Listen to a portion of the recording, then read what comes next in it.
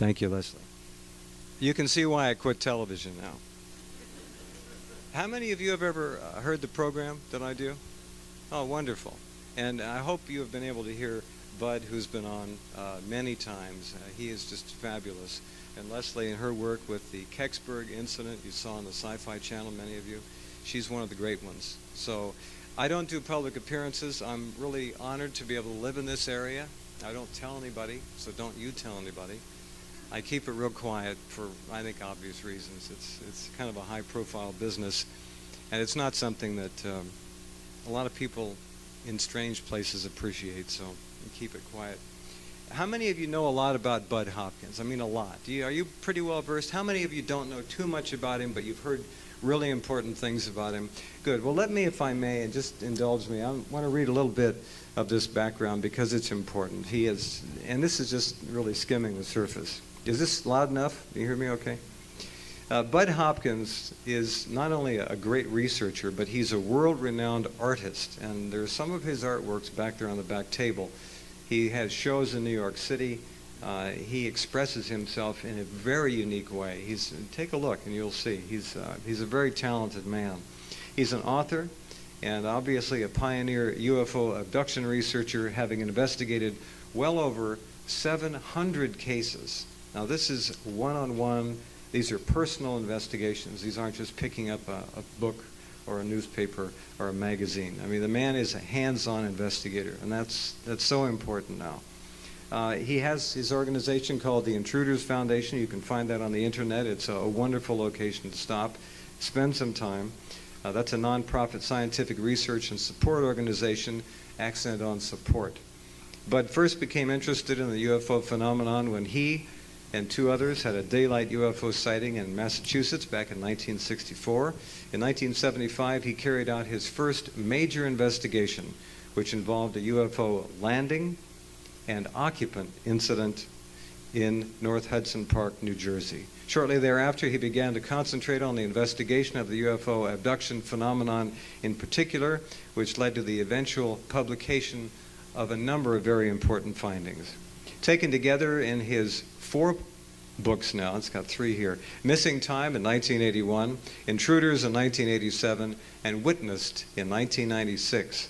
They are widely regarded by researchers and skeptics, real skeptics, not the phony skeptics, as being the most influential series of books yet published on the abduction phenomenon. His newest book, brilliantly titled Sight Unseen, is on the back table, and he will sign that for you later on tonight. Bud was on talking about that some months ago, and it's taken a long time for him to produce 4 books. He doesn't throw them out like a lot of people. They're very important, and this is probably his best. He is a prolific writer and internationally respected painter, as I mentioned. He has delivered countless lectures on the UFO and abduction phenomenon around the country and around the world. His book, Missing Time, was the very first book to compare a number of UFO abduction cases in order to isolate the patterns that they reveal. And that's one thing Bud does. He looks for trends and patterns and then builds on that. He's just extraordinary the way he goes about his research. Despite its rather controversial nature, Bud's research has received serious commentary in such mainstream publications as Time, Paris Match, The Washington Post, The New York Times, The New York Review of Books, Omni, People, and on and on. He's been on most every major radio and television talk show you can think of over the years. His contribution is extraordinary. For me, throughout 11 years now of doing the work I do on radio, I've had the pleasure, as you might imagine, of interviewing literally thousands of people, some extraordinary people from all over the world. They represent disciplines that are almost endless. They go on and on and on. But let me say without the slightest hesitation or doubt that tonight's guest is without question one of the most extraordinary people I've ever had the pleasure of spending time with on the radio. Bud Hopkins is truly unique. Not only has he earned a worldwide audience and worldwide respect as the, in my view, premier abduction researcher on the planet, but beyond that, Bud Hopkins stands as a paragon of kindness, of dedication, and total commitment to the people who have made their way to him seeking help and some answers for what they have been forced to endure. Bud Hopkins is a credit to his field, to be sure, but more than that, I think Bud Hopkins is a credit to this species that we call human. I've been able to introduce very few people in my life, and I'm glad to be here tonight. We've spent many conversations, Bud and I, on national radio. We've talked in private. We're going to have lunch tomorrow. I'm very blessed to have had him as a guest, and I think more blessed than that to count Bud Hopkins as a friend. And now let me get out of the way and introduce to you the one and the only Bud Hopkins.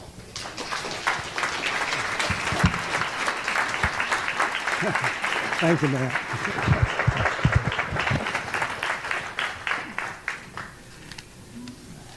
This is going to be a tough introduction to live up to. I'm going to try to live up to even a tiny bit of it.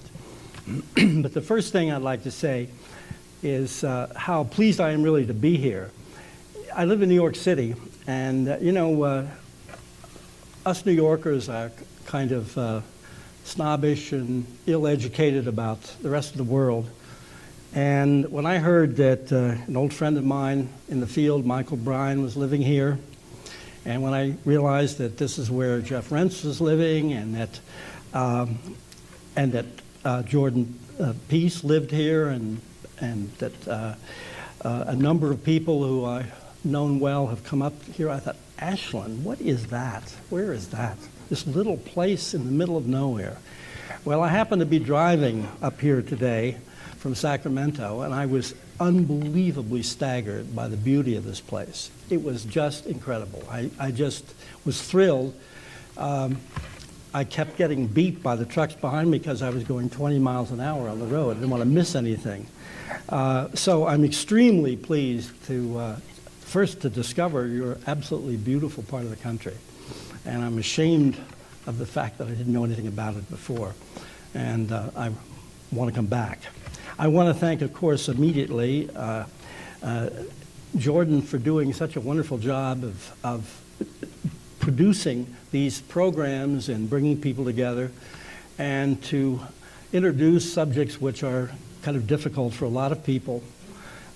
Because something seems difficult or quote-unquote unbelievable does not mean that it isn't taking place. And the UFO phenomenon itself and the abduction phenomenon within it is one of those subjects, really, the abduction phenomenon in particular, that people regard as impossible, can't be, crazy. And I remember when I had my sighting in 1964 and saw this thing flying around, the farthest thing from my mind, this is in the daytime, of course, with other people, the farthest thing from my mind was that inside that thing were intelligences. I could see it as a piece of equipment or something up there hanging down on a string or something. And of course the idea that they were interested in us, human beings, was beyond the pale. It was scary, but I couldn't accept it. And when the Betty Barney Hill report came out back in 1966, I thought, ridiculous, can't be. And I had a very good reason for saying can't be. It's just that I could not accept that possibility. My mind stopped. And to show you one quick thing about how hard it's been for people to accept this, back in the days, in the early days of investigations, and people were interested in sightings of craft, but not the idea that there were, God forbid, occupants, or that they were interested in us. It was all kind of technology. It was a Cold War mentality. There was an article in a report in a journal, I believe the Nightcap Journal, about a man who was driving along on his motorcycle at night, going down a dark road, and this huge craft came down above the motorcycle and was pacing him, 50 feet up, and he was terrified. He's going faster and faster, trying to escape it. Now, we didn't have a complete report here, so we didn't know what actually happened, but I can assure you, from what I know now, if I'd looked into that report at the time, I would have asked a lot of questions about, did he get home a little late that night? Was there something more that he could not remember? Has he had dreams about it subsequently, etc.? In other words, they don't just come down and buzz. But the writer of the article had it figured out. He said he assumed that this craft was trying to find out the top speed of a Harley Davidson. Well, they got faster things than Harley Davidsons. They're not too concerned. Now, what I'm going to do tonight is several things. I want to review some of the physical evidence in terms of slides, so some implants that have been turned up on x-rays, some of the physical marks on people, UFO photographs, and so on. And we'll go into the material that I covered in Sight Unseen. After we take the break, I'm going to show you about a 10 or 12 minute videotape on a wholly different aspect of the phenomenon, and that is a videotape of an investigation I did about a UFO that crashed in, I believe, 1963. I've forgotten the exact date now, in New Mexico. This was not Roswell. This was many years later. The basic theme of this, it's a work in progress, this documentary on the case, is a woman who at the time was a medical technician at this little hospital in northern New Mexico. And she responded to an ambulance call of a crash, went to the scene. There were 2 state police cars parked there and troopers. And when she got out of the ambulance, there were 3 little bodies. And she said, "Where are their parents?" And he said, "I don't think we have parents here. This is something I think we're going to have to report to the Air Force." And you will see her describing what happened and how she picked up with her assistant, the driver, 3 little alien bodies, took them back to the hospital. This isn't something she glimpsed through a doorway. She was there handling these things. She tried to get a vital bodily sign and so forth. It's a graphic story, and you know, you can make up your own mind about her credibility, but it's the only crash retrieval case I've become involved in. It's extremely interesting. We're going to hold that until after the break, and that keeps everybody from running home, you know, in between. Now, the first thing I want to do is show you a short videotape. We'll get into this in just a minute. The issue here is, of course, since a lot of people have video cameras nowadays, there are many, many videotapes of craft, many of which are just a dot of light, and therefore extremely difficult to tell anything about. My friend Dr. Bruce Maccabee, an optical physicist who works for the Navy Department, he's done a lot of analysis, and he did a thorough study of this particular object, which was, believe it or not, kind of egg-shaped, peanut-shaped. It was an odd-shaped thing. And the origin of this film was a man named Frank, who was a corrections officer for the state of New York, went out into his backyard and saw this thing passing overhead, ran pretty high up, ran in, got his video camera, and filmed it very quickly. And this is the interesting part. His wife was out in the near him planting some flowers, and he said nothing to her about what he was doing. You know, anybody would say, "Hey, look at this thing." Nothing. He was in a strange, I believe, kind of altered state. What he remembers next is putting down the video camera, walking very slowly into the house. The video camera's running for a while. He puts the video camera away and goes into the kitchen and does not remember what happened for the next 4 hours. And it took him a week to remember, oh, didn't I videotape a UFO? And to get out the tape and look at this thing. Well, ultimately, as we looked into it, and there's much more to the case, what turned up was when he went into the kitchen, he was standing there and all of a sudden lifted straight up, went straight through the roof of the kitchen. This is in a neighborhood. And right into this peanut-shaped object, which was maybe 100 feet up. Now, how this bears on the issue of invisibility, which I'm going to be talking about just a little bit later, is that this craft was absolutely visible to begin with when he filmed it.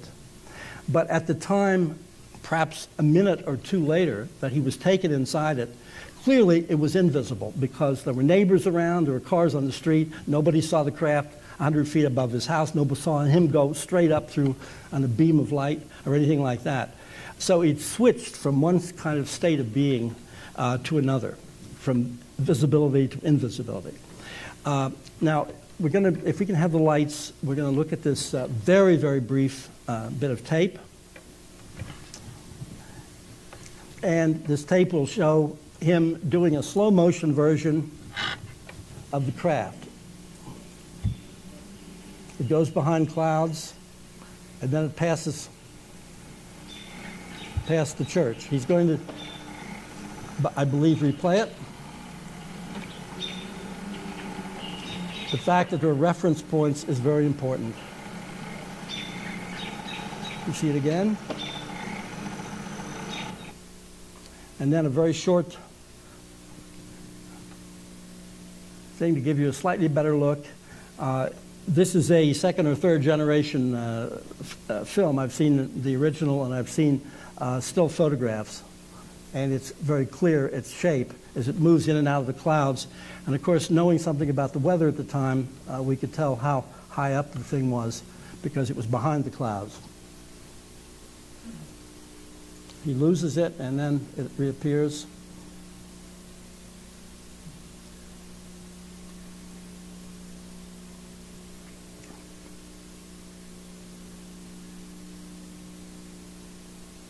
It's a bird going by.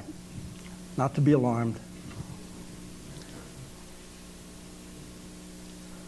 You see the distinct peanut shape, which is very odd. Okay, if we can end the video, and I'd like to turn on the slides, and we have a couple of stills here. If our first slide goes on here.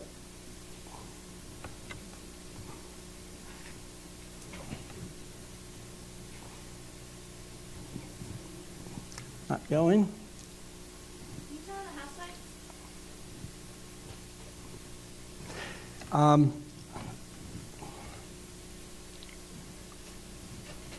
There we go. Okay, you can have the lights back.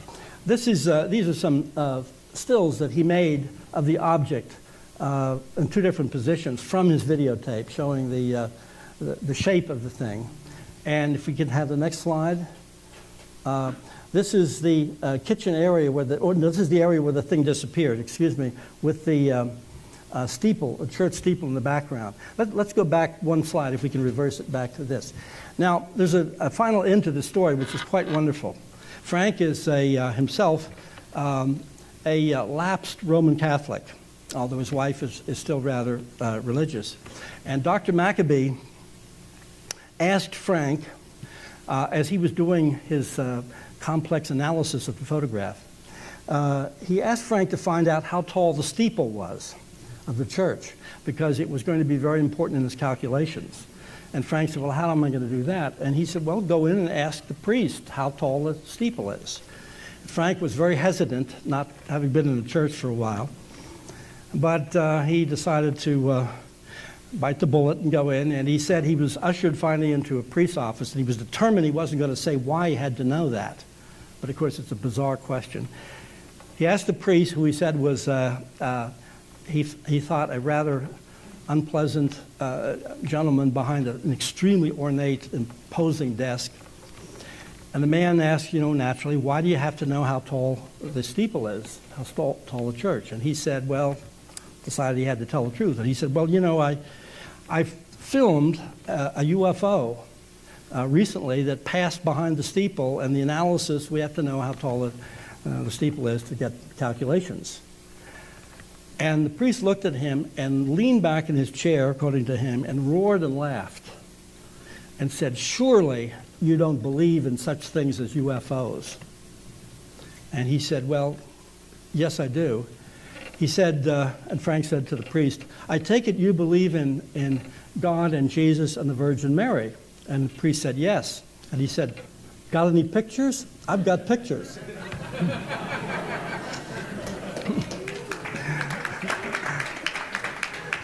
At any rate, if we can have the next slide, and the following slide. Now, what I want to do is show you something of some of the photographic and physical evidence. This is very, very hard to tell anything. This is the kind of slide that I get, photographs I get sent. This is a parking lot. Up in the upper right, which I'm afraid is out of the picture here for some reason, is a little group of dots. And the next slide, please, will show, when we blew it up, what they look like. This was something I had done when I took the photograph itself. This was an incident that happened in, I believe, Georgia. Probably about 10 years ago. Now, interestingly, we have a lot of cases where we have objects in formation like this, and very often it's a kind of a circular form or even a delta form with one behind, and there seems to be a perfect circle of light. Now, just to show how these things turn up, next slide, please.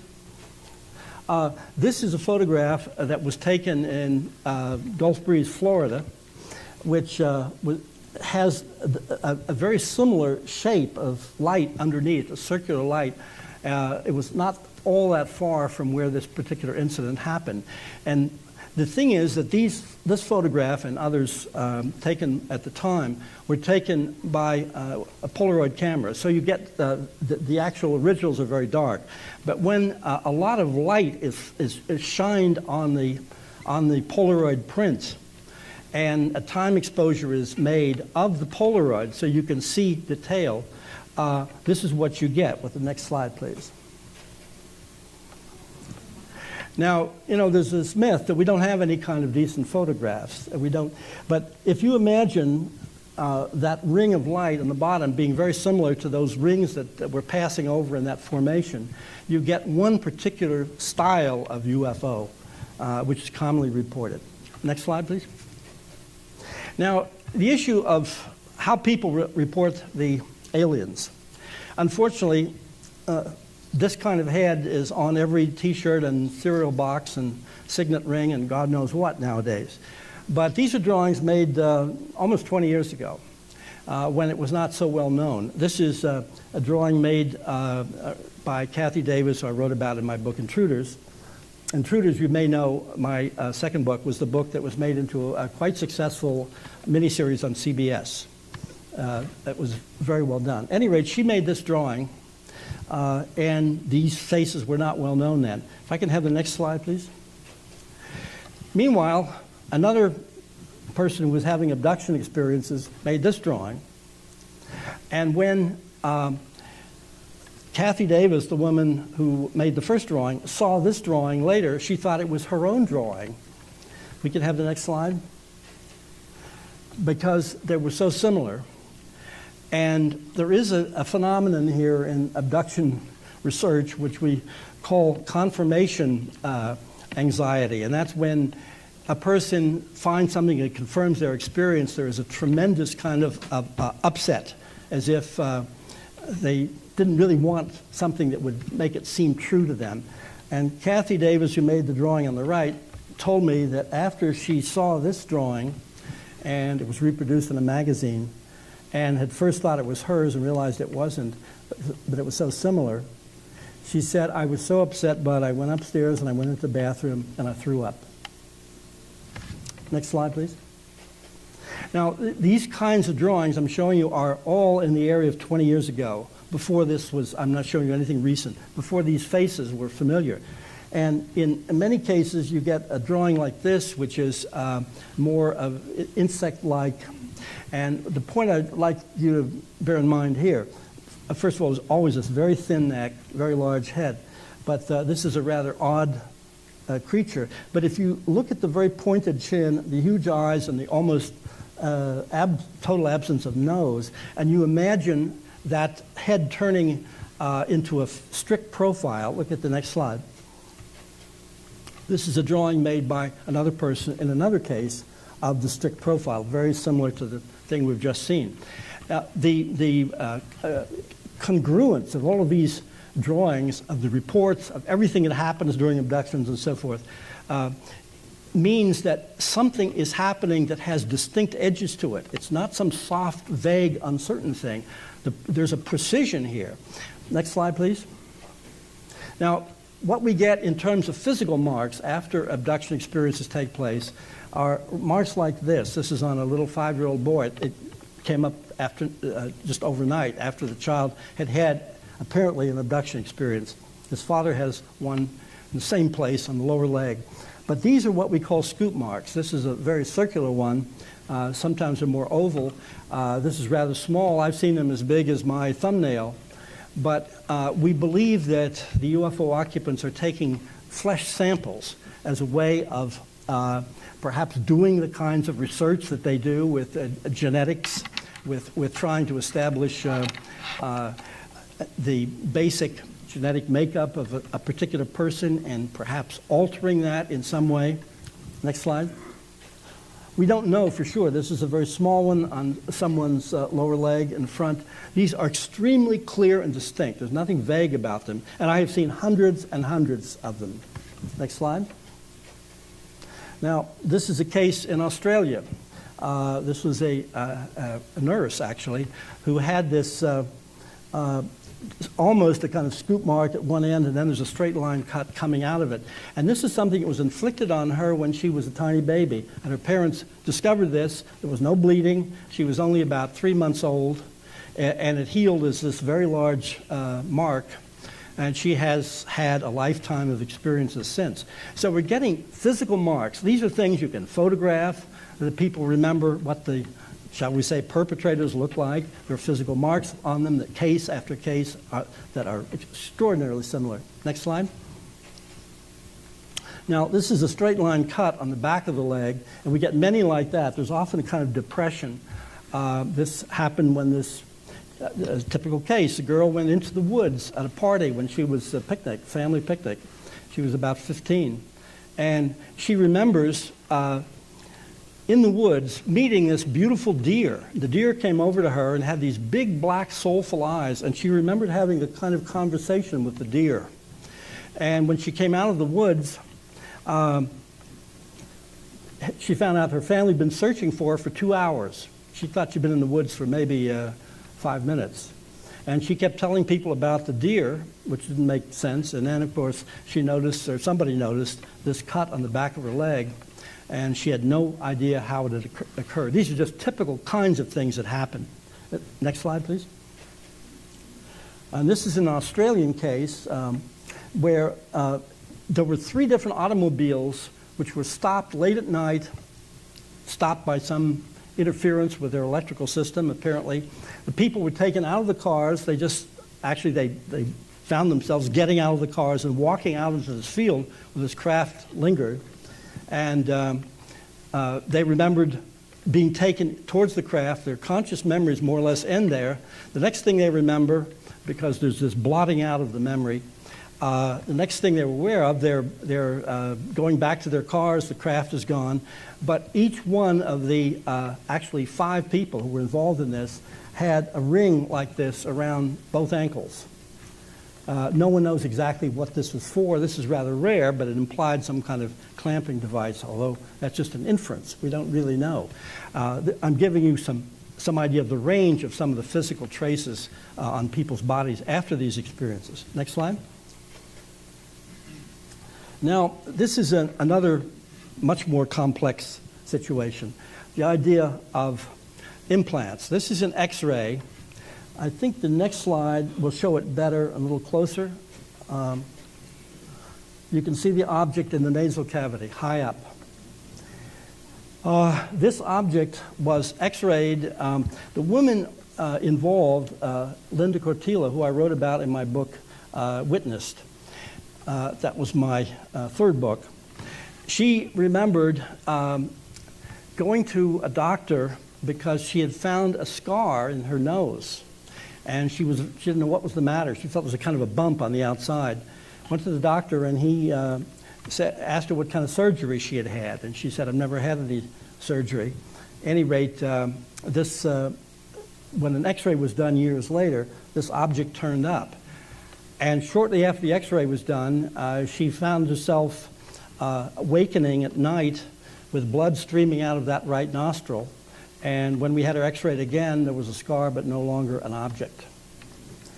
Next slide, please. Now, this is a very interesting case, and it's even in a certain sense more important because of the location of the object.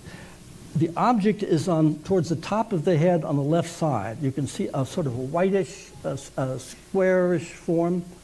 I hope you can see it. It's on the right at about, I suppose, 10:30 or 11 o'clock. This was a little girl who had been having experiences. She was afraid to go into her room at night. She said people came through the wall and took her away. Her parents were very frightened and didn't know what was happening.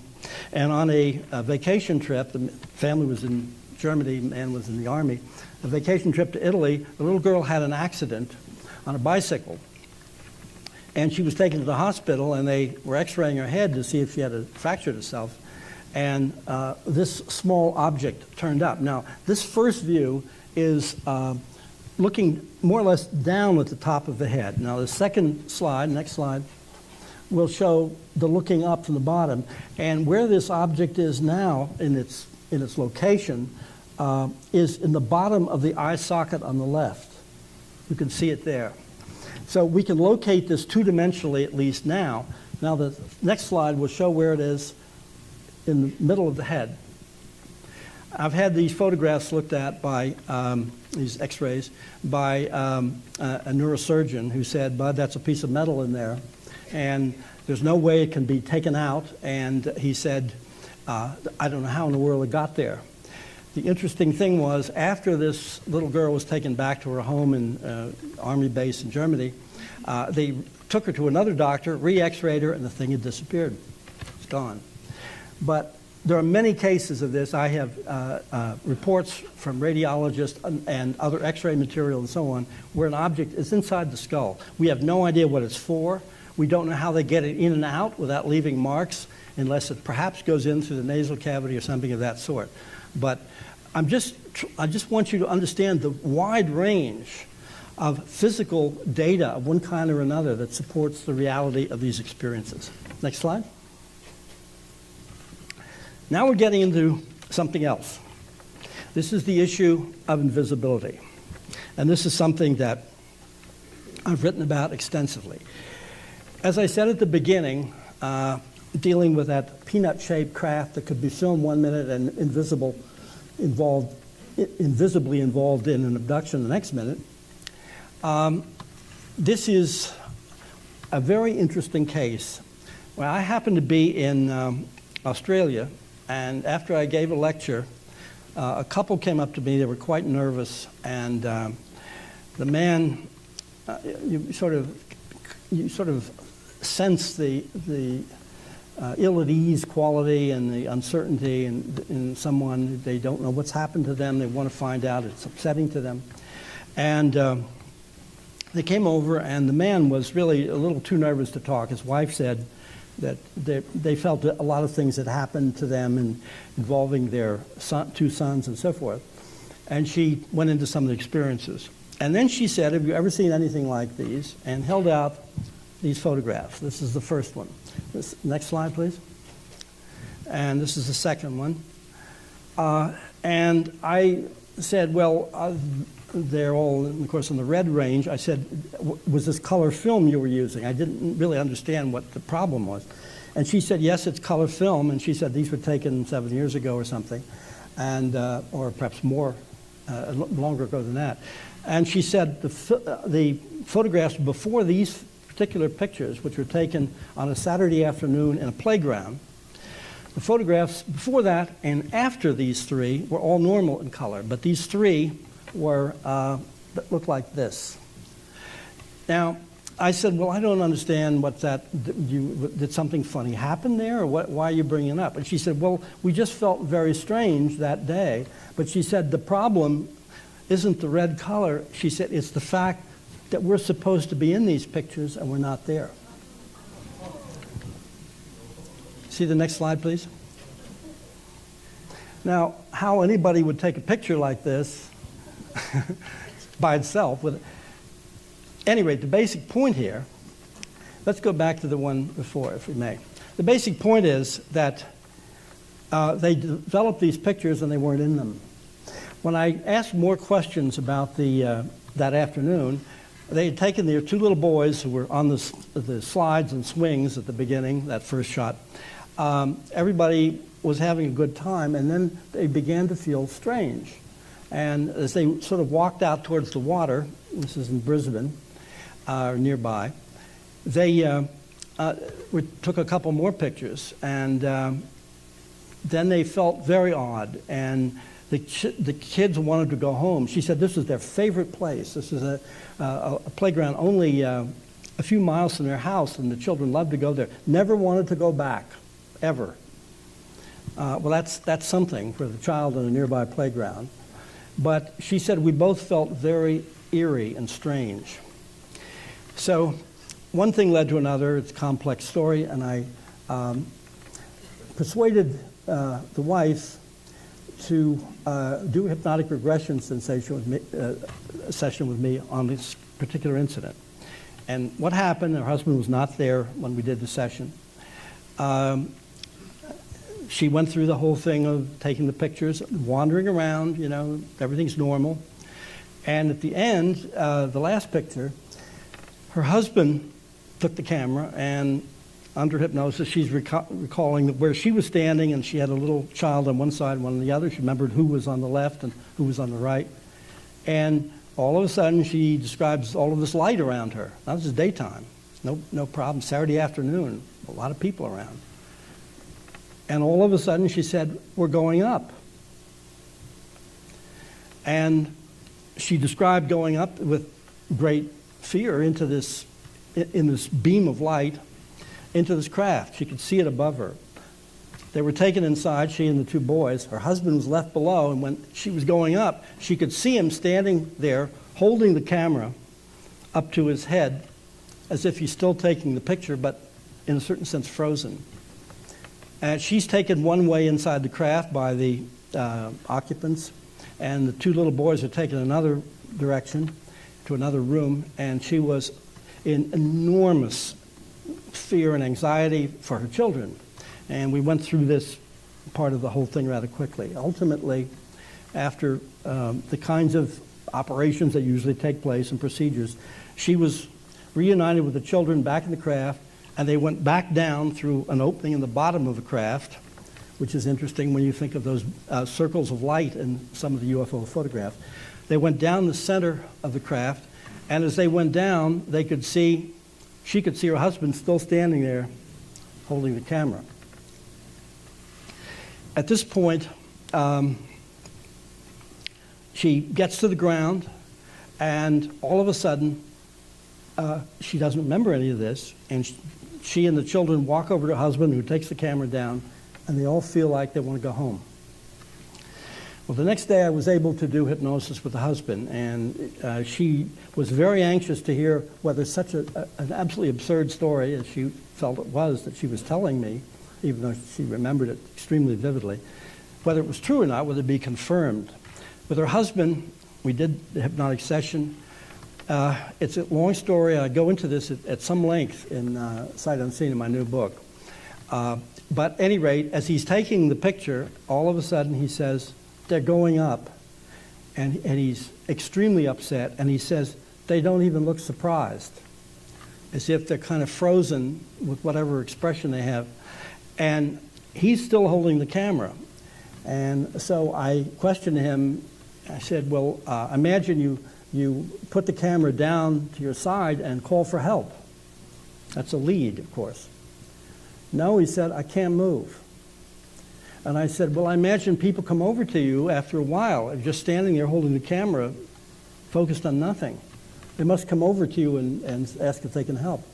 He said, I don't think they could even see me. So at some point, as we have discovered in so many cases, it seems that the UFO itself can become unseeable. The beam of light or whatever tractor device is used to get people into the craft is unseeable. The people themselves are unseeable, and the aliens are unseeable. And the whole thing, of course, can explain this idea of invisibility, why in all of these cases that I've looked into, abductions which have taken place in New York City, I had somebody taken from the 22nd floor of a building next door to the Museum of Modern Art at the middle of the night, but there's still people all over the place. Cases of abductions in Rome, in Paris, in Pakistan, you name it. I've explored these cases. Somebody was taken off a balcony of a Holiday Inn in Hollywood, California in the daytime. There was a wedding going on in the courtyard below. Floated right up into the craft. Now, this could not happen if these things could be seen. And so there is some kind of technology of invisibility which the UFO occupants have developed, which means they can operate with impunity almost any place. They can float somebody through a closed surface, a window, a wall, whatever. They can render that person invisible and the whole operation invisible, and the person is returned. I've had cases where a child is taken from a house, just vanishes, in a neighborhood where, in the daytime, when things should be seen.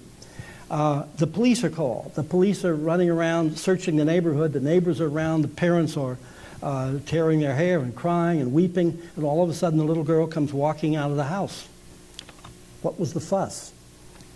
Well, where were you? Well, I was playing in my room the way I always do. No, you weren't. We searched the house. You know, the police searched the house. I was there the whole time. The little child doesn't remember what happens. Only odd feelings begin to come back.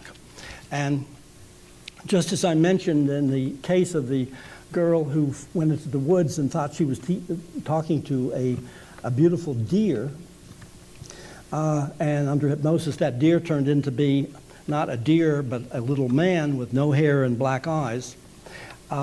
This idea of a screen memory can be sort of implanted in the mind of the abductee, and this little girl said, no, I was here playing, and she might even have a memory of how they were playing, except that she was missing, and the whole town was looking for her, so to speak. These things are off the wall when you think about them, that kind of invisibility, but it means that this whole procedure, this whole entire alien interest in human beings can be carried on in a totally covert way. Now, before we get to the break here, I'd like to tell you about another recent case I've been working with, and play a little of the hypnotic regression I did with this man. And this case has its own sort of touching and almost amusing aspects. Let's just see next slide after that again, and we'll finish the slides. And I think the next might be it. Oh, sorry. Another area which we have to go into before we go into that. This is the idea of, I was so dazzled by the scenery that I forgot about this. This is the issue of the production of what we are now calling transgenic beings, the idea of a hybrid mix of alien makeup and alien characteristics and human characteristics. For years, we had no idea why abductions were taking place. What was the purpose of this? If they need to know about human beings, why did they take hundreds upon thousands? And why did they take the same person often again and again and again? And what we learned, and I wrote about in my book, Intruders, and which has been virtually accepted and confirmed by, as far as I know, every other researcher in the field, in abduction research, is that during these abductions, tissue samples are taken, ova and sperm samples are taken, and the basic goal seems to be, on the part of the aliens, to create some kind of a mix, a genetic mix of alien and human characteristics. Many, many people have been taken into the craft, have been shown a small child or a tiny baby or something as small as this, and I have several people have described holding a little tiny fetus or whatever in their hand, was handed to them by the aliens. There seems to be this attempt to take human and alien characteristics and make a new species, a new kind of being. And it's being done apparently by not the hybrid procedure by which you can make a mule by crossing a horse and a donkey, but which is very rare in the real world, and it's sterile, so it can't reproduce itself. But this is by taking a gene here and a gene there, and designer genes, one might say, and creating what they want as a mix. And this seems to be a long-term series of procedures and operations which has not yet been codified absolutely. But in our book, Sight Unseen, my co-author, my wife, Carol Rainey, has done a great deal of research into the science that's going on right now in earthly terms that begins to validate, to some extent, these alien characteristics, even the idea of invisibility. But I'm sure some of you have heard about the experiment that was done when a gene from a jellyfish was implanted in the genetic makeup of a rabbit. And the result is a rabbit which is carrying the jellyfish gene successfully, and under a black light, the rabbit glows an eerie green.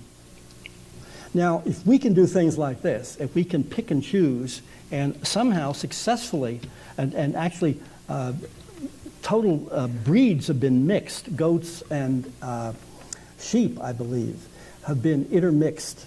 If we can do this, the aliens can make this kind of thing happen, surely with human DNA, human genetic properties and their own.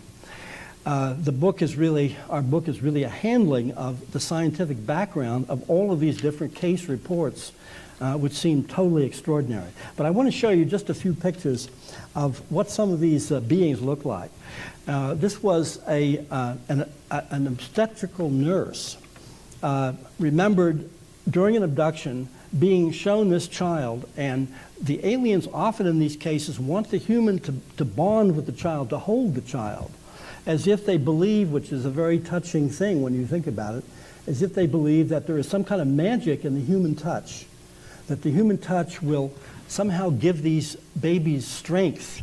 And as we all know from our human species, is the syndrome of the failure to thrive, the fact that children seem to need the warmth and closeness, physical closeness of the mother and some kind of support in order to make it, to live.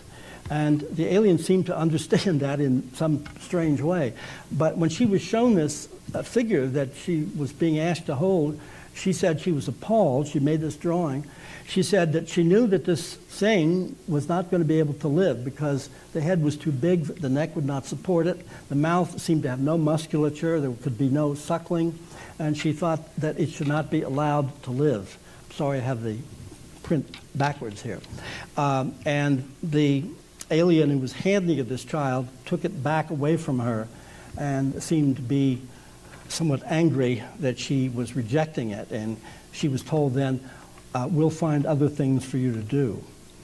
But one of the qualities that turns up in these drawings over and over again, first of all, are eyes that are too large, often black, but sometimes with no iris or pupil. But sometimes there's a very large blue iris. Blue seems to be the color that comes through. And the hair is very thin, doesn't really evenly cover the scalp, and seems irregular, as if the genes for hair have not been really mastered somehow, although that may happen in some other cases. Next slide, please. This is a little model made by a woman who was given this child to hold. And she felt it was, she's being made to feel it was her child in some way. Now, whether it really was in the sense that she contributed some kinds of cells or not, we don't know. But in many abduction accounts, a woman is abducted, some sort of procedure takes place in the abdomen, as if there is a sampling of ova, sometimes with needle marks left and very painful memories and whatnot. And ultimately, the woman will find herself at another later stage pregnant without, in some cases, having even been sexually active, and very confused and befuddled and worried, and 3 months later, after another odd experience, the woman has another remembered abduction experience, and she's suddenly no longer pregnant, and there's no sign of any kind of miscarriage. I have 2 cases that I go into in the book to some extent about women who lost a child in the 7th month, and the baby disappeared, absolutely disappeared. And she went to the doctor the next day with her mother. There was no sign, and a 7-month miscarriage would be a major medical problem. She went with her mother to the doctor, and there was no fetal heartbeat, there was no fetal tissue, and it just became a total mystery. In one case, a woman actually sued her doctor for malpractice, lost the suit because she could prove nothing that the doctor had done wrong. It's just that the baby disappeared. Well, we don't know how these things work, but apparently this is a central aspect of the entire phenomenon. Next slide, please. This is a drawing made by Kathy Davis, who I wrote about in Intruders. This is the child that she remembered being shown when she was a little girl. The child was a little girl. She was, this is after a disappeared pregnancy. She felt that this child was perhaps 4 or 5 years old. The head was too large. The eyes were very large and blue. The hair was very scraggly and very pale, almost a white blonde. It did not cover the whole head. And she felt enormous affection and love for this child. Some women seemed repelled. It's a mixed kind of thing, but it seems that the UFO occupants want this kind of bonding.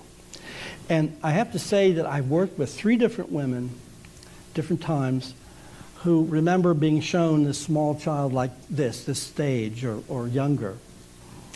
And all 3 women under hypnosis describing this child said, you know, her hair is sticking up. No one's taking care of her hair.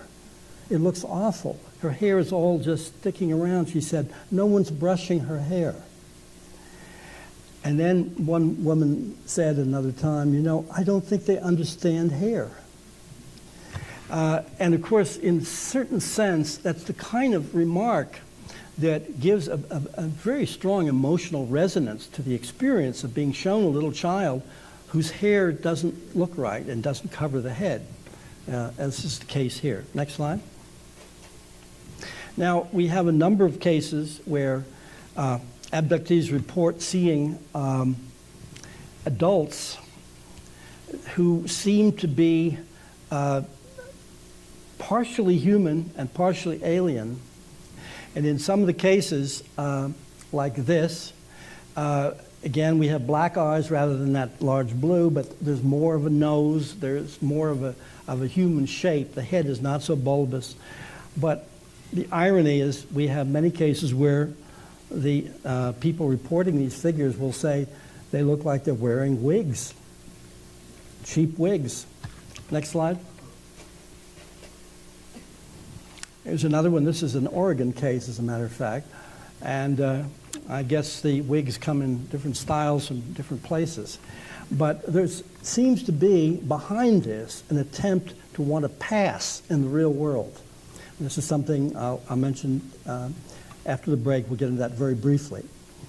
If we can have the slides off now, and I want to go into, very quickly, and then we'll be having a break in a few minutes, a new case that I've been working on with a gentleman from England who is an extremely nice man. And I think if I go into this a little bit, it gives you a sense of the flavor of how these investigations take place. The man's experience was this. He's married. He is a massage therapist, extremely intelligent. He had noticed all through his life odd things happening from time to time, which didn't make sense. Lots of fears. Sometimes they seemed totally bizarre, ungrounded, unfounded. Also,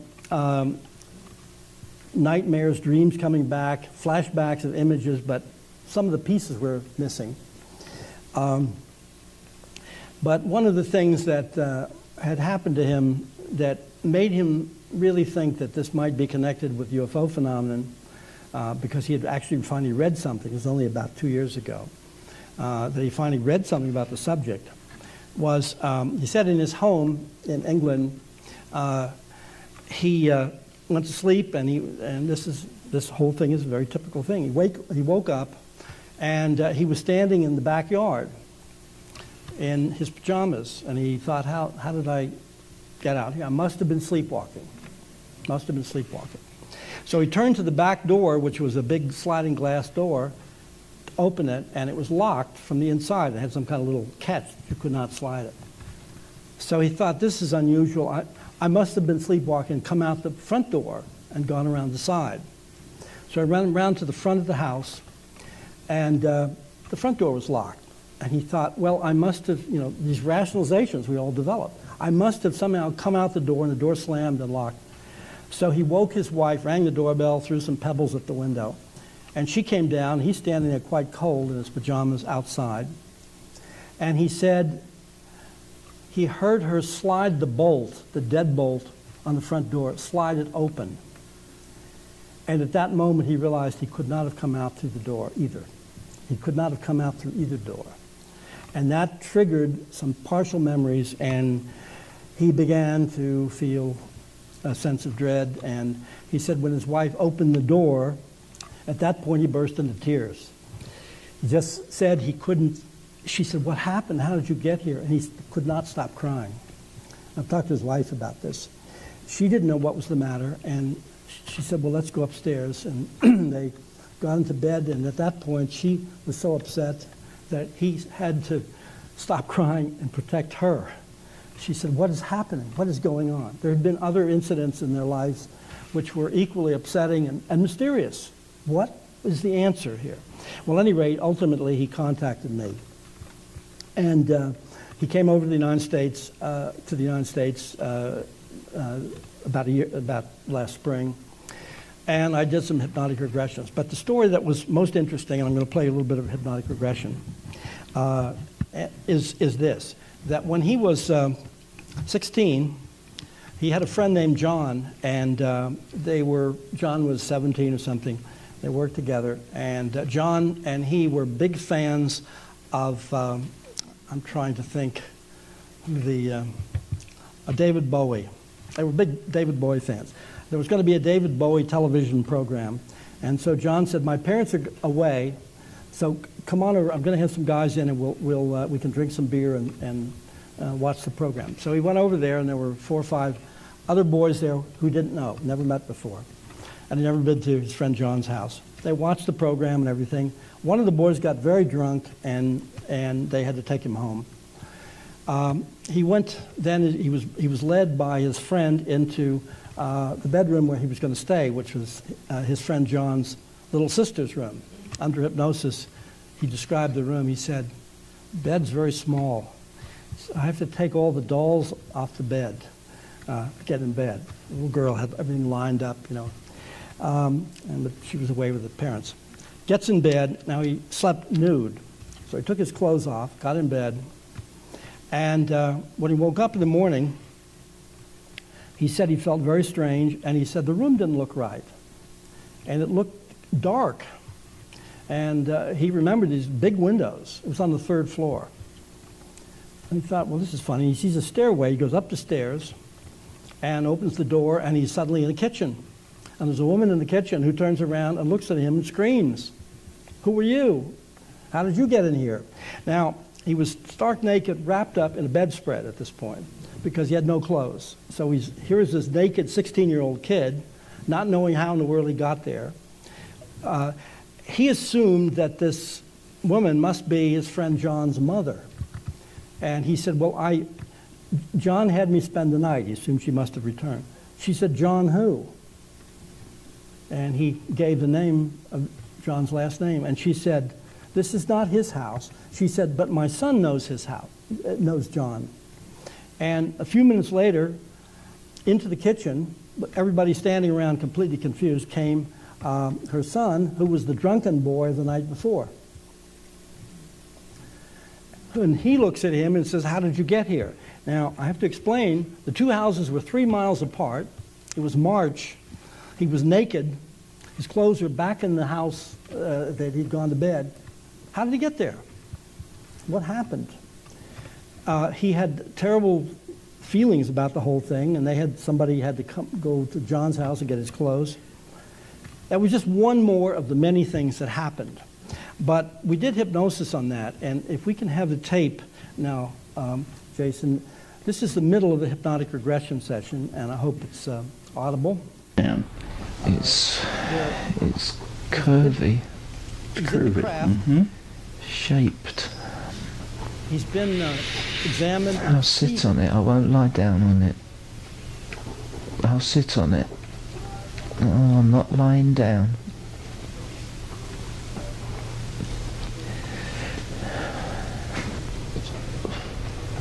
I hope is this side B? What's happening now? Lifting my legs up. Okay.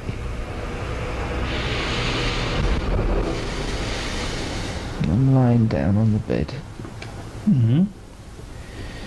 Very smooth. I think we're in the wrong place, Jordan. I tell you what, let's just The pan. drop it, and I'll tell you what happens. I think I've miscued this, but I'm very sorry for that. But the basic point is this: under hypnosis, what happened was he had gone to bed at John's house, and here were these big windows. Took off his clothes up on the 3rd floor. And then he wakes up, and he finds himself unable to move, and he's very frightened. And he realizes there's an enormous amount of light coming through the window. And he gets up out of bed. He has to do this somehow. He's now able to move as if he's under someone's control. Goes to the window, and here are these small figures. And they take him right through the glass, magically. How that operates, we don't know. Into the craft, and up a beam of light. Now, this craft is hovering, let's say, on the 3rd story level in a suburban area, but nobody saw it, obviously. In the craft, he's taken in a room, he's examined, sampling was done, sperm sample was taken, various things were done, which happen almost regularly in these cases. And then, after this is all over, he's taken back out into a kind of hallway in the craft, and he said there's a kind of bench. And I asked him to describe the bench. He said it's like the wall melted. It just came down as a piece like that. It's like, so he's sitting there, and he's being made to sit there naked. And he hears someone coming. He doesn't know what's going to happen. He's very frightened and in sort of a very weird state. He hears someone's coming, and coming around this curving corridor are 2 small gray figures holding up his friend, the drunken boy, whose house he ended up in. And he looks and he said, oh, that's whatever this fellow's name is. He recognizes him from this party that had happened only a few hours before. He said, he looks awful. He looks strange. What's the matter with him? And he said, there's something on his shirt. He said, I think he threw up on his David Bowie t-shirt. And the aliens have him stand up and go with them, and they go out this corridor, and the drunken boy and Stephen and the 2 aliens go down a beam of light, and they're in a bedroom. And this turns out to be now his friend's, the drunken friend's bedroom. And at that point, the aliens sort of hand him this poor drunken abductee, 16-year-old, and he does the manly thing. He helps the boy take his filthy clothes off, puts him in bed. The aliens are standing there watching. Perhaps they've never dealt with a drunk before, although that would seem amazing. And he does this little touching thing to look for a wastebasket or something to put next to the bed in case he's sick again. Then the aliens come over to him and take him down this flight of stairs, and this is by floating. He's only so far off the floor. And he's put in the bed that he woke up in the morning. Now, the interesting thing about this case to me, which is apart from the fact that how does one explain how this kid got from one house to another, had never been in the other house in his life, and it's 3 miles away, and he was stark naked, and it was a march. I mean, it doesn't make any sense. Apart from that, which is, of course, very important, is you feel in this particular case, the aliens were concerned about this drunken boy not knowing how to take care of him or what his condition was going to be, and maybe they thought he was ill or whatnot, and they didn't want anything more up to do with it, so they handed it over to his buddy, who was also an abductee that night. So, at any rate, the thing about that case, of course, is that the UFO could not have, the abduction could not have taken place, either parts of it, if this thing were seeable. This happened in the suburbs of London, Croydon. And of course, it shows some kind of alien understanding for the conditions of a boy who had too much to drink or whatever they thought had caused this. And so they got his friend to do the honors to take him home, which shows, in a certain sense, some kind of concern, which is rather nice to think about. These sorts of cases turn up all the time. People have returned from UFO abduction experiences wearing someone else's clothes, because when they're stripped in the craft and examined, and assuming there's a pile of clothes on the floor, when they're dressed, they have somebody else's clothes on. And a woman I worked with was very proud of her new Victoria's Secret nightgown, which is very slinky. And when she woke up in the morning with some memories of what's happened, she was wearing this big, bulky, green man's T-shirt, and which made us wonder how he woke up in the morning. But the point is that mistakes are made. The alien species, race, whatever we want to call it, are like humans. We make mistakes. We put the wrong person in the wrong house, or we do something like this with the clothing. I've had many cases where someone turns up in the wrong clothes. And I've got an interesting little collection of things. We would always like to hope we can find the person who originally owned these things.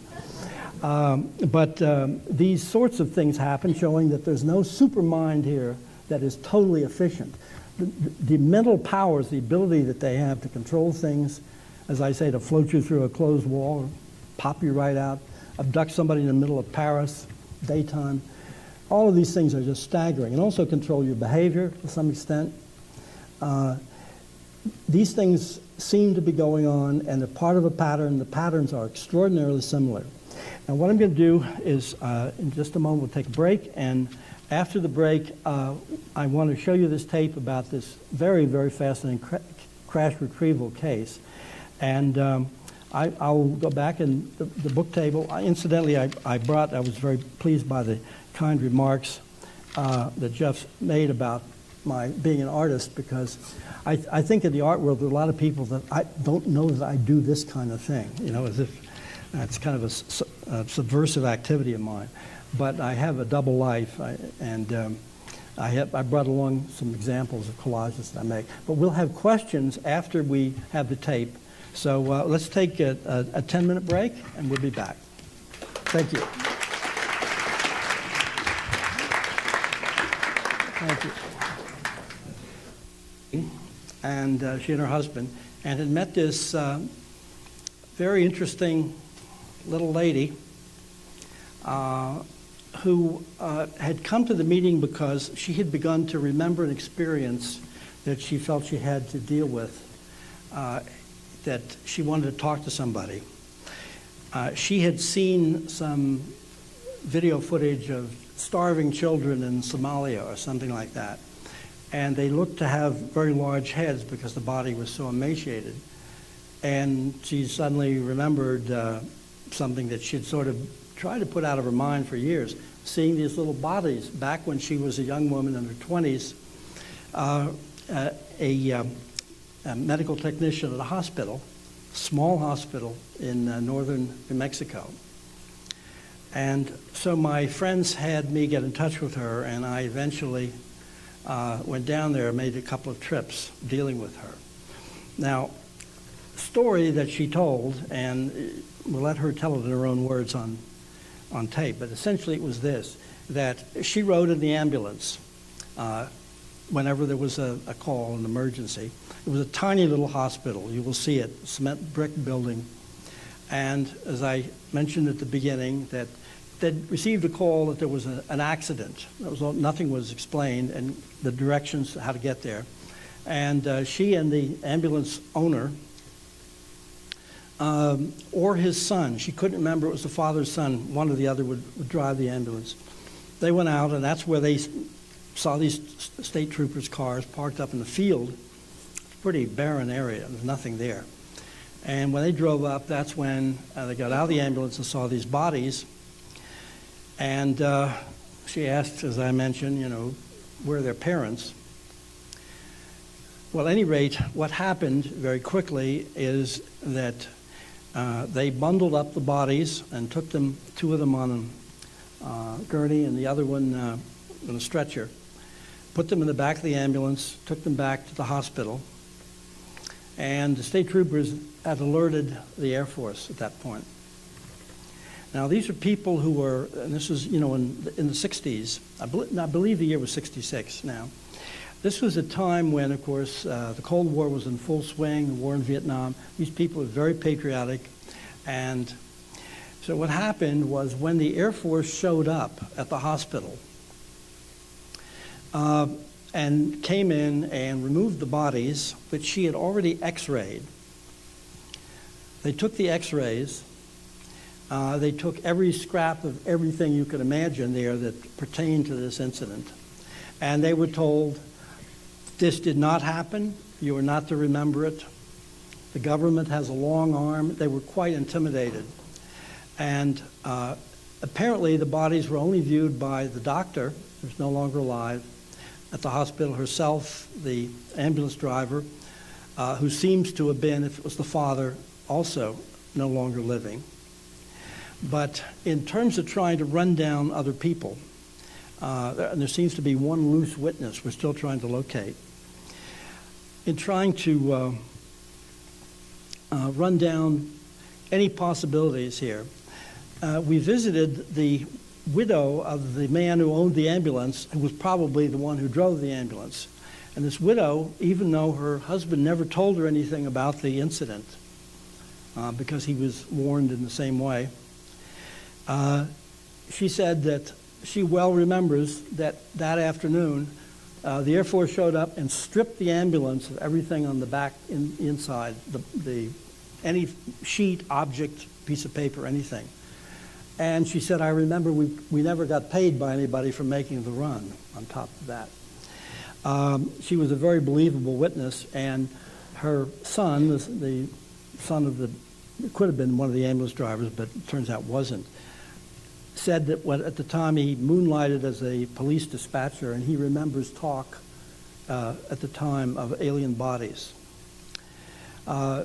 So there is a surrounding group of people who can attest to at least parts of this. So if we can have the tape now, you will see the beanie story. This is not something that has been finished in an absolute way. My wife is working on this as a videotape.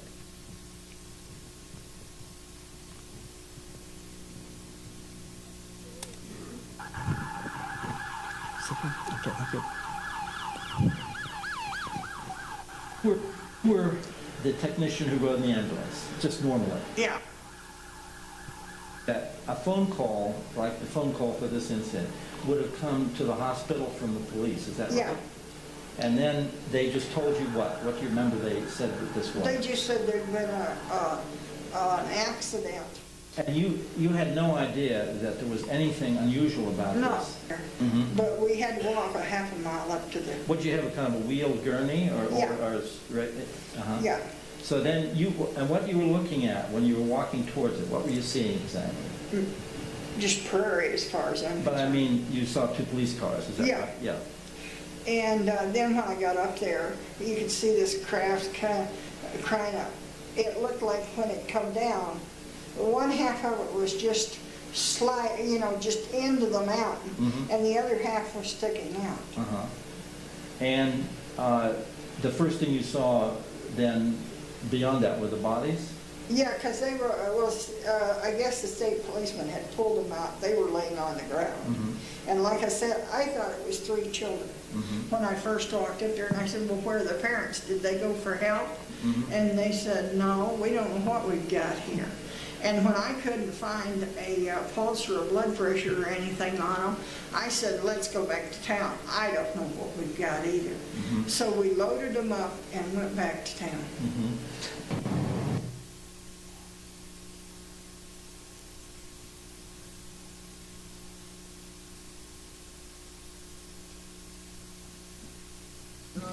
This used to be the emergency entrance, but Well, it says emergency there. You think that's about where they brought them in before? Yeah, that's where we unloaded. Okay, well, let's pull up there so you can.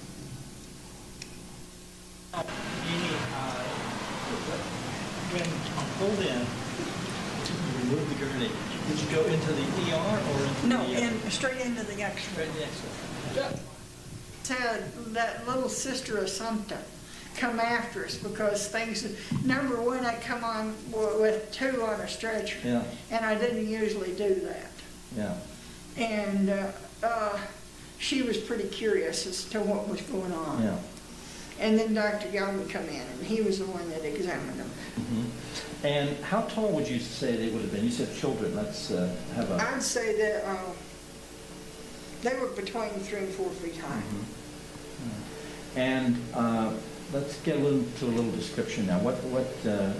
I remember. First, how badly damaged did they? They were buried. And remember I told you about they had kind of their suits or their coveralls or whatever you want to call them, was made out of something like awning or something. We couldn't cut it with bandage scissors, and the only way we got it, Dutch had a knife, and we got it nicked in and ripped it. And they did not have ears per se, and they did not have noses per se. They had orifices, and that's about it. Were their faces badly burnt? One of them was really, you could see a whole one if you put the 3 of them together. Right. You know what I'm trying to say? Exactly, yeah. And was the flesh blackened from the fire? Oh, yeah. It really was. Now, where they had the suits on, we don't know because when we come off with the suits, their flesh had been so cooked that part of it come off with the suits. Yeah. Let's take the limbs, the hand, the first arms and fingers. I only had 3 fingers. They didn't have a thumb. They just had like 3, about like that, hanging down. Were they shorter or longer, the same size as humans? No, they weren't as long as humans. They were more stubby, and they just hung, more or less. And I don't imagine you got to look at their feet. Yeah, their feet was built kind of the same way, but now their feet all were burned. Yeah. But it looked like they had 3 appendages instead of 5 or 6 or whatever. How long do you think it took the Air Force to get there after you brought them in? And the police operator, or the dispatcher, called the hospital, and he said, I've already notified the Air Force I'll be here in so many minutes. And right then, I thought, oh, hell. You know, because when they come in, they demand your full attention. They don't care what you've got going otherwise, you know. But because we weren't back at the hospital very long, I bet they broke speed limit. Because by the time they pulled up they brought 1 staff car from Clovis, they brought 2 staff cars and an 18-wheeler out of Albuquerque. I remember that because they just took over the whole back. Well, how do you know they came from Albuquerque? Because they said they were. Oh, they said they were. Some of them, they all come in and showed their ID and all. I got irritated with them when they started picking stuff up because they even, well, they wanted even my x-ray. They wanted to take the wet x-rays, and I said, no, let me get them dry. This was back in the days before automatic processors or dryers and stuff. So I got them dry. You know, you've been in the Texaco warehouse. We used to park the ambulances down underneath there where those big garage doors were. They even went down there and they picked up everything they could, even the sheets that I had over the bodies. They didn't leave us nothing. The ambulance company was owned by the Johnsons, Uh-huh. and what kind of an ambulance was it? It was a 63 Ford converted station wagon. Uh-huh. Back then, all we had, it's not a rolling emergency room Yes, right. like they've got now. Yeah. Back then, we had a lot of speed and a little bit of oxygen, and that was all.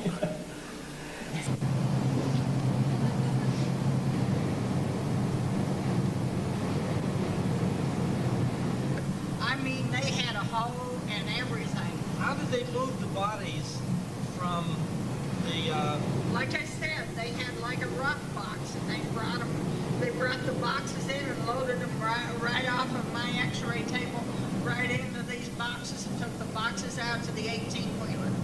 what were the boxes that were they just like a simple? Yeah, like a rough box that you would put the casket in, you know what I'm... Right. But it looked like something they were used to doing. This is an extremely important thing. It really is important if it happened. Do you remember what we came here for before? About the airplane. Yeah, right. The No, crash no. either your husband or your son was driving the ambulance that Danny was. We never decided which one was driving. Probably so.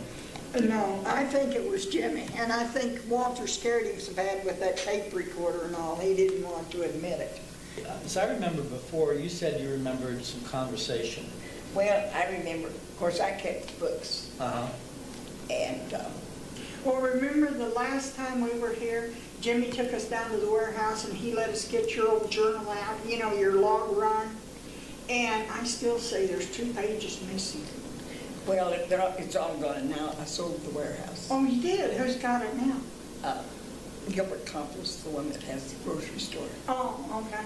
So we both remember about Rudolph. He got so upset because he thought the Air Force overstepped their bounds, didn't he? Yes, Remember? and I remember that.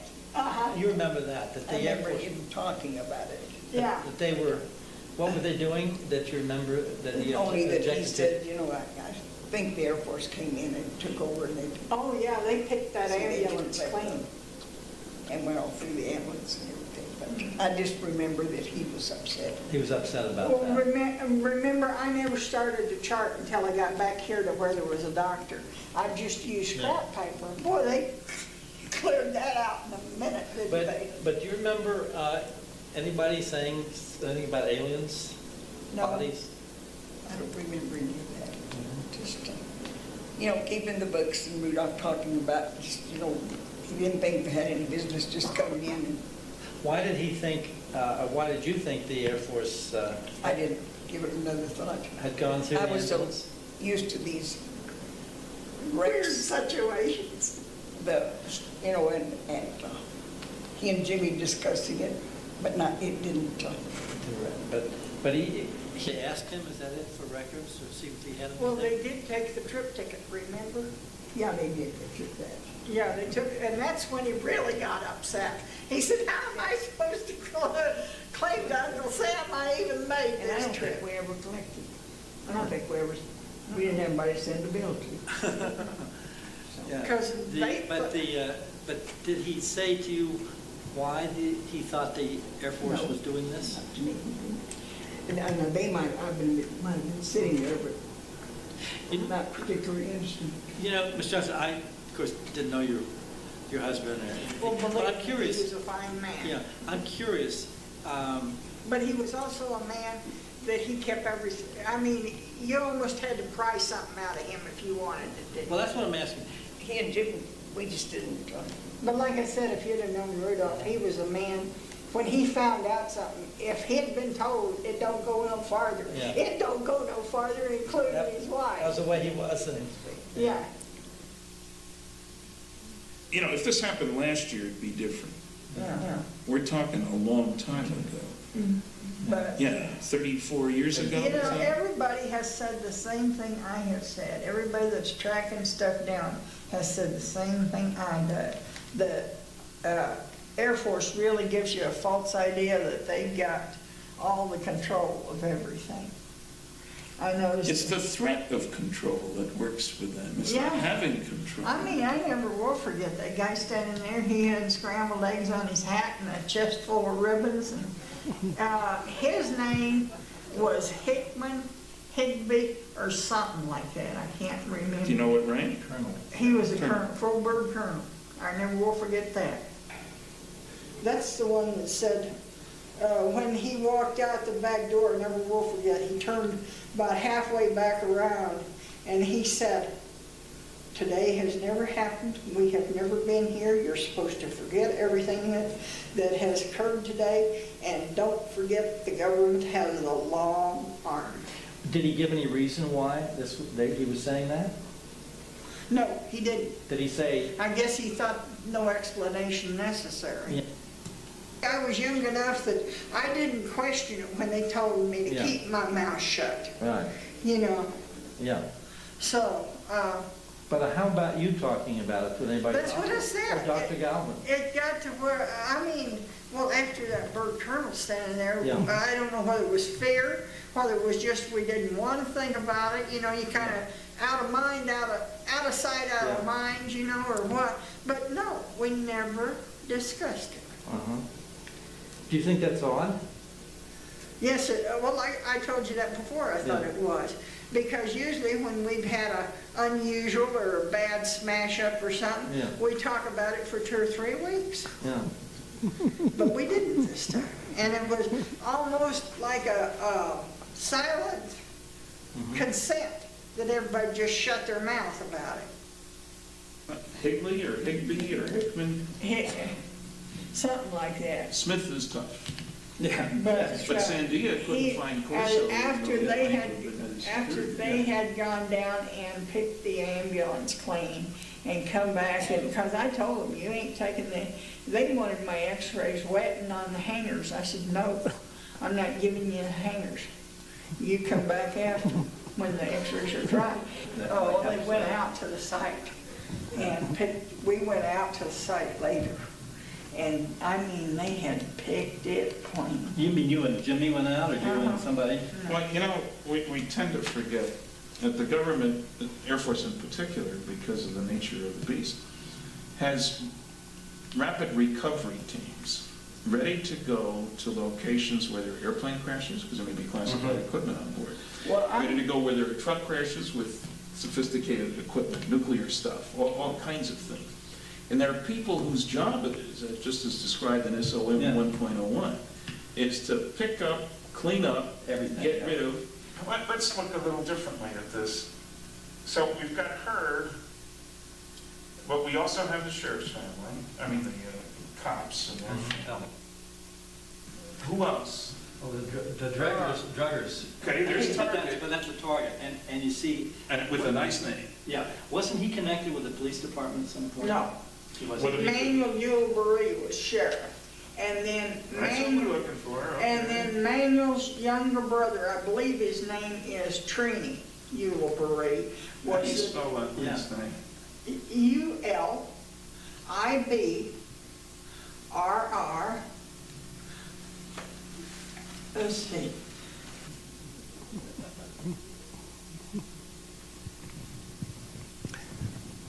I think that's it.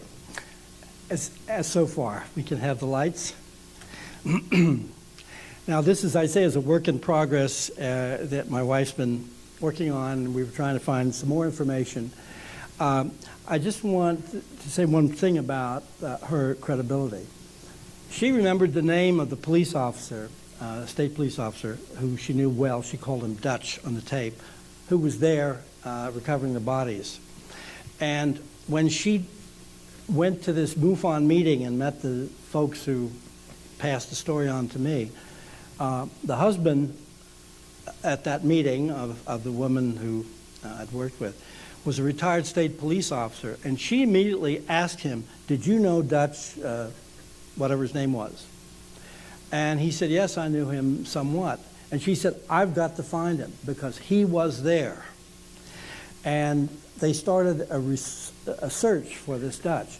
Now, when you make up a story, you don't say, so-and-so was there, and I want to try to find him.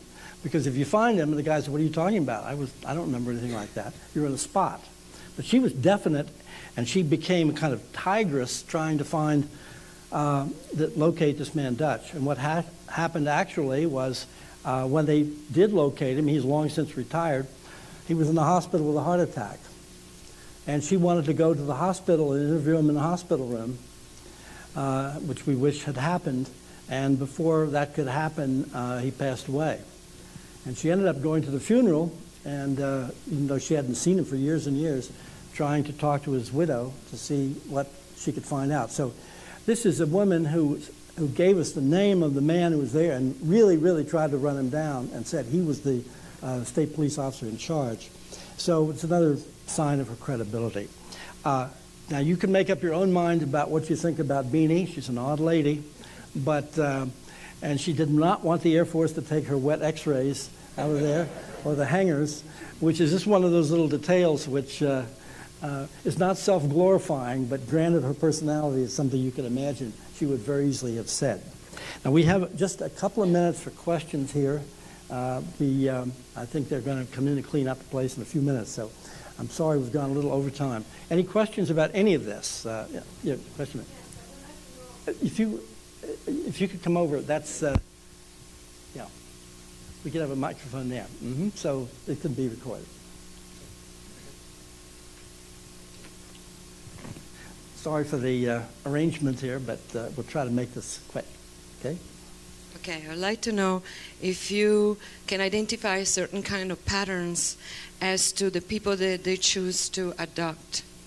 Good, very good question. The patterns that people choose to abduct. As far as I can tell, I've never seen any patterns at all. And this is, the people cross every kind of ethnic, sexual preference, age, financial education, all those levels, all around the world. What is important, though, is people who have abduction experiences, because they're shaped by these experiences from childhood on. There are certain habits of mind and issues that come up which abductees tend to share. But those seem to be the result of their experiences and not the reason they were chosen in the first place. It's kind of a chicken and the egg thing. Abductees generally have a lot of problems sleeping. They have a lot of problems with unusual fears, some of which seem extremely irrational. A woman, for instance, describing that she had a lifelong fear, well, as a child, she had many years of fear that she couldn't go up in a building higher than 3 floors because she felt she could fall through the floor. And she was in dread. And I said, well, you mean you were afraid the building would collapse? And she said, no, that I would fall through the floor. And I said, well, how can that happen? And she said, somehow I knew that I'd gone through walls, so I thought if I'm in a tall building, why didn't I just go through the floor? Now, where does a fear like that come from unless maybe you've gone through walls? So these odd fears are part of it, but there are many kinds of symptoms that I think you can tell with people who've had this kind of experience, because it's very traumatic. I mean, one is paralyzed, can't move, you don't know what's happening. As a little child, you don't know whether you're ever going to be brought back again, you know, and so on and so forth. And these are going to be experiences that are going to shape a lot of your behavior. Now, do we have another question? Anybody, question? You want to come over? Do the abductions happen as frequently as in the 60s and 70s? My impression was that they are not doing as much experiment and abductions nowadays. Well, as many as in the 60s and 70s. Well, actually, in terms of what we knew about abductions, we only knew of one from the 60s in a general sense that the public knew. That was the Betty Barney Hill case, which happened in 61. And in the 70s, there was the Pascagoula abduction in 73, and then a few years later, Travis Walton and a few others. So we didn't even know there were many at all in the 60s or 70s. In retrospect now, we can look back, and many people have come forward with experiences from then. But I do think that there are extremely common experiences still going on. And I've certainly looked into abductions in the past 2 months. I've looked into some events that happened in the past few months. I mean, the abductions took place, so I think it's still very common. It's a good question. I think maybe we have time for one more question here. One more, and then, yeah. I am curious to know if you've looked into any literature that has been written by people such as Oceana Dean in the Voyager series, Allies of Humanity, Marshall Summers, or Philip Croft, Contact Has Begun? Different books that I've read or familiar with. I have to say that I'm not familiar. I've heard the names, but I'm not familiar with those books. In general, I'm not drawn to channeled material, and there are lots of books of ostensibly channeled material. I think that most channeled material is difficult to check on, and some of it might be very appealing, but it's very hard to know what you have. And of course, the problem is every channeler says that they have the correct channel, and the other people don't listen to them. So you've got, a lot of problems. I try to work with cases where there's some sort of physical evidence, some kind of testimony which connects with patterns that I'm very familiar with.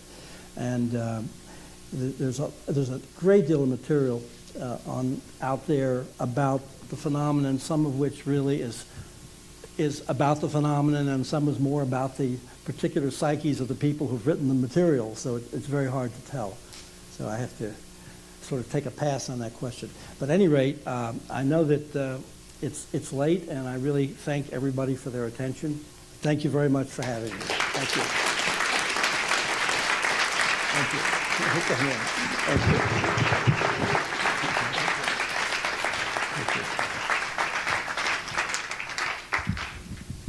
you. Okay.